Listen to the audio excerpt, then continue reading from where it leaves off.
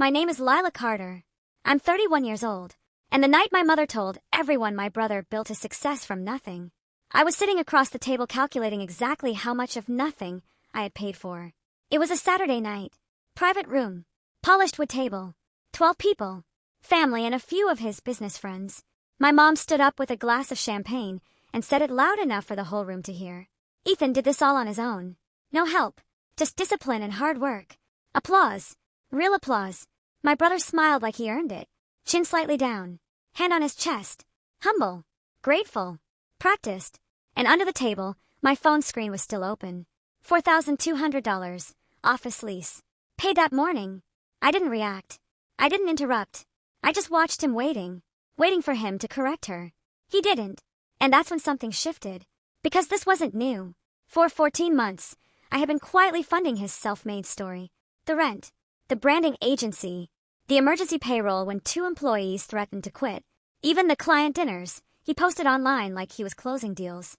Every time he said, "I'm almost there, just one more push." And every time, I believed him.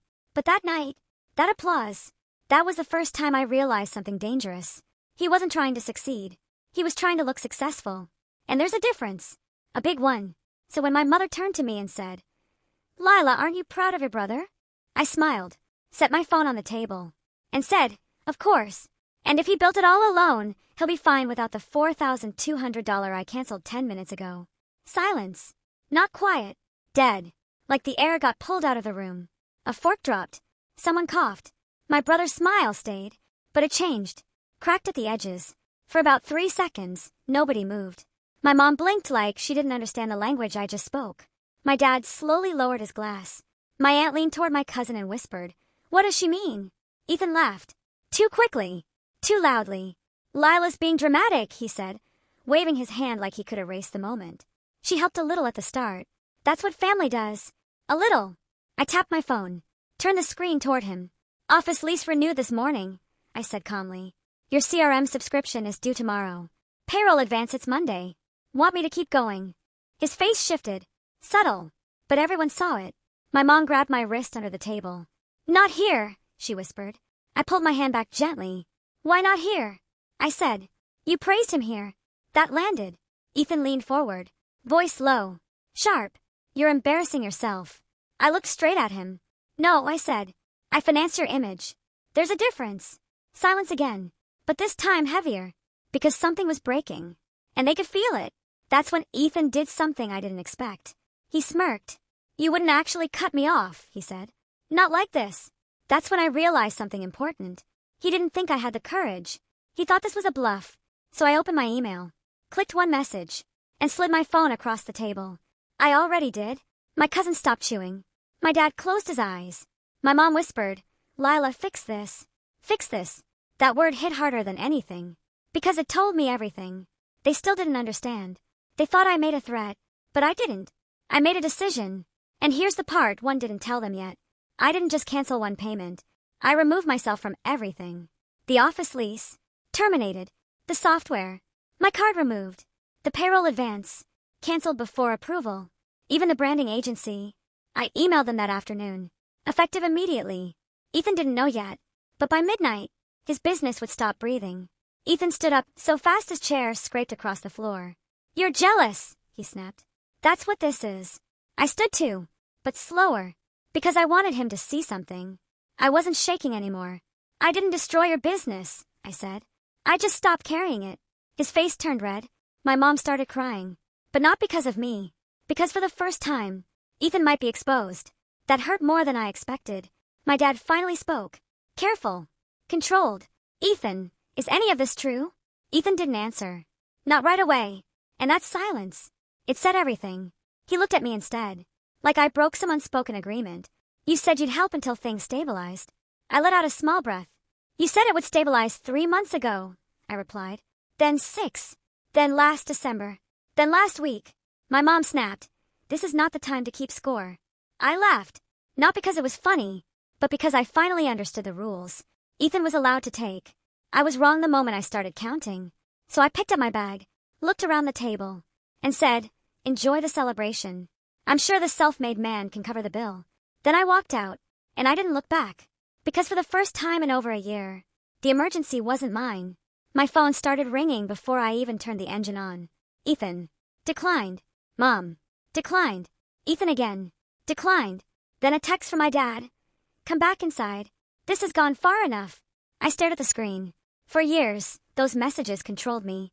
If Ethan needed something, I answered. If my mom sounded disappointed, I apologized. If my dad said I was making things harder, I made myself smaller. That night, I let every call ring. When I got home, it was 11:48 p.m. I didn't turn on the TV, didn't distract myself. I made coffee, sat at the kitchen table, and opened a folder on my laptop. Ethan, payments. I didn't create it for revenge. I created it because part of me knew one day I might need proof that I wasn't imagining this. Inside were receipts, bank transfers, screenshots of messages, and one voice note. The first one he ever sent me. You're saving me, Lila. I'll pay you back before anyone knows. Before anyone knows. That line. That was the truth hiding in plain sight. He didn't want help. He wanted invisible help. The kind that lets you pretend you did it alone. At 12:06 a.m., the first message came through. My software just locked me out. What did you do? I didn't reply. 12:14 a.m. My team can't access client files. This is serious. Still nothing. 12:32 a.m. Stop being dramatic and fix it. There it was. Not I'm sorry. Not thank you.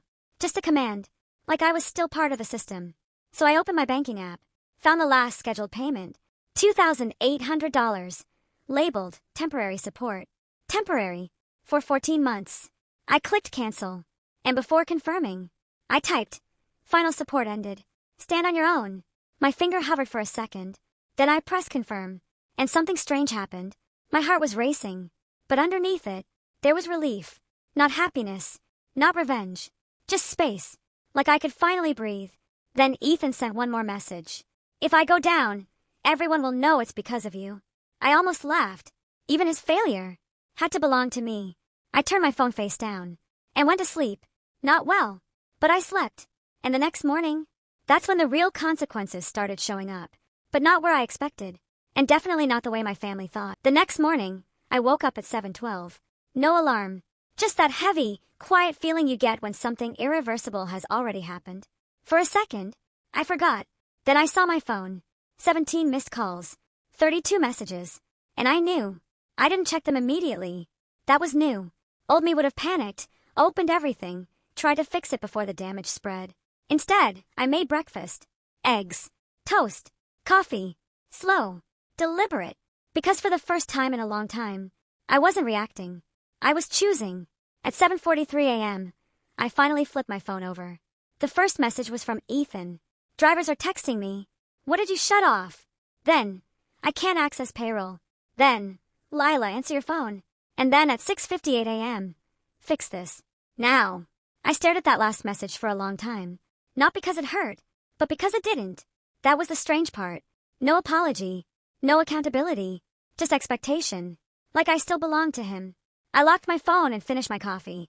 At 8:30, I got ready for work. Same routine. Same clothes. But everything felt different.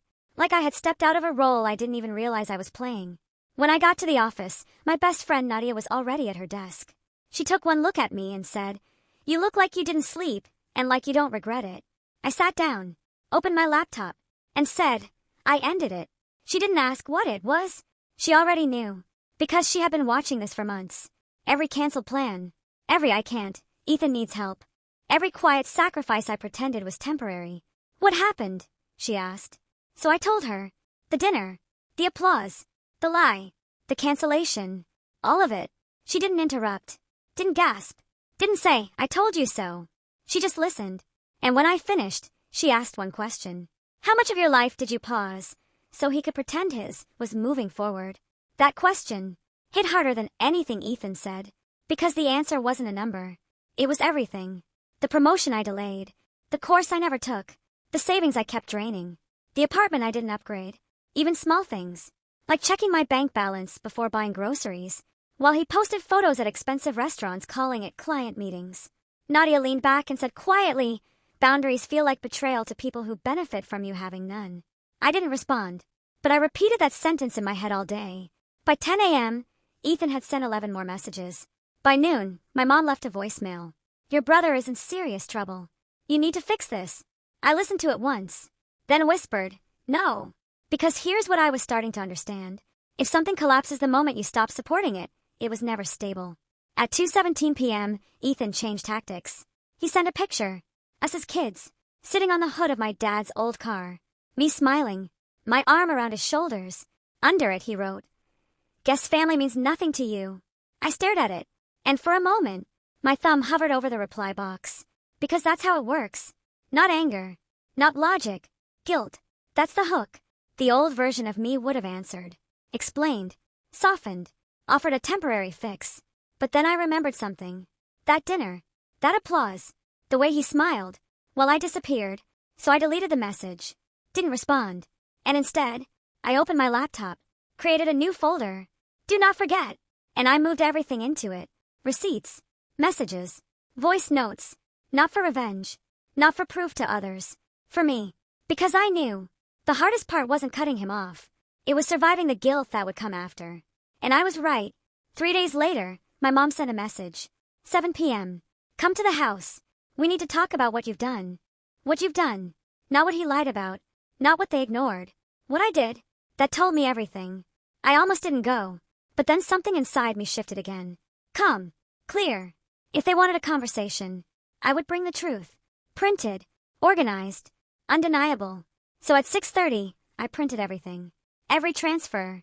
Every invoice. Every message where Ethan promised repayment. Even the ones where he called it temporary. I put it all in a folder. Plain. Simple. Heavy. At 7:02 p.m., I walked into my parents' house. Ethan was already there, sitting at the dining table, wearing that same expensive watch he claimed a client gave him. My mom sat beside him, tissues ready, like he was the victim. My dad stood near the window, arms crossed, waiting, judging. Before hearing anything, the room felt familiar. Too familiar. Same walls, same photos, same unspoken rule, keep the peace, ignore the truth. Lila, my mom started, you need to restore the payments until Ethan stabilizes. I didn't sit. I didn't hesitate. No. Ethan slammed his hand on the table. You're doing this because you can't handle me being successful. I looked at him. Really looked. You couldn't run payroll this morning, I said. Your software access is suspended. Your lease is overdue. That's not success. That's a performance. My mom snapped. You're humiliating him. No, I said calmly. I've been humiliating myself for over a year. That landed. Ethan stood up, pointing at me. You promised to help me. I promised temporary help, I replied. You turned it into permanent dependency. He laughed bitterly. You make it sound like I forced you. I opened the folder, spread the papers across the table. The sound of them sliding across would. It felt louder than it should have. No, I said. You relied on me staying quiet. My dad stepped forward, picked up one receipt, then another. His expression changed. Confusion. Then something else. How much is this? He asked quietly. About $58,000, I said. Silence. My mom shook her head. Gregory, don't start. But he didn't stop. He kept reading. Ethan tried to grab the papers. I pulled them back. They're copies, I said. Relax. My dad looked at Ethan. You told us investors were funding this. Ethan didn't answer. Not directly. She just helped bridge gaps. Every month, my dad asked. Ethan looked away. And that was it. That small movement broke everything. My mom saw it too, but she refused to accept it. She turned to me, tears in her eyes. Why would you let us believe he did this alone? I almost laughed, but it came out tired. Because every time I tried to speak, I said, you told me not to ruin his moment. Silence. Deep. Uncomfortable. Real. Then Ethan said it. The cruelest thing he could think of. You always needed to feel important. That's what this is about. That version of me, the old one, would have flinched, apologized, but she didn't get to speak this time. I closed the folder, looked at him, and said, you're right. I do need to feel important. Important enough not to fund someone who erases me. My mom whispered, he's your brother. And I'm your daughter. No one answered, because there was no argument for that. And right then, my phone buzzed. An email notification. Subject line. Final notice, account delinquent. Ethan saw it. And his face went pale. My mom whispered, Lila, please. I looked at all of them and said, Monday is not my problem.